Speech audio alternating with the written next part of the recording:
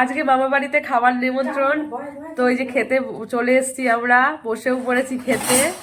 এই যে মামি দিচ্ছে খেতে, ছোট মামি, আর দেবে হচ্ছে লেজাটা, আমার লেজাই ভালো লাগে খেতে। এই যে দিয়ে দিয়েছে লেজা মাছের, আর চিকেন করেছে। আগে মাছটা দিয়ে খেয়ে নেবো, তারপরে চিকেন দিয়ে খাবো।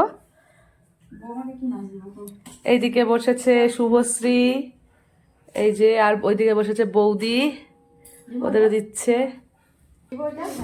এই দেখো, এটা হচ্ছে হরিণ গ্লাস, হরিণের মতন ডিজাইন করা আছে চারিদিকটা। ছোটবেলায় এই গ্লাস দিয়ে কাড়াকাড়ি লেগে যেত যে কে খাবে হরিণ গ্লাসে জল।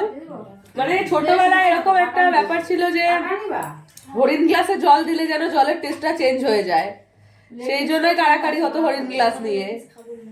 আর এখন আর বলতে হয় না, এখন সবাই নিজে থেকেই দিয়ে দেয় হরিণ গ্লাস।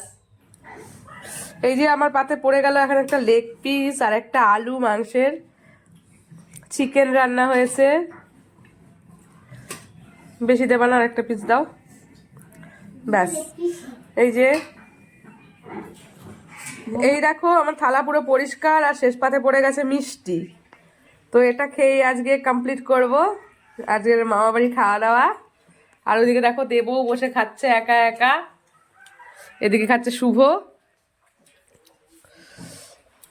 আর এই যে ছোট মামি বসে আছে। ছোট মামি খেতে দিল, আর রান্না বান্না করেছে বড় মামি। আর ওইদিকে বড় মামি এখন করছে হচ্ছে সিঙ্গারার জন্য তরকারি, মানে আজকে বিকেলবেলা সিঙ্গারা তৈরি হবে মামা বাড়িতে। তো বিকেলবেলা মানে সন্ধ্যেবেলা টিফিনটা এখানেই হবে সিঙ্গারা।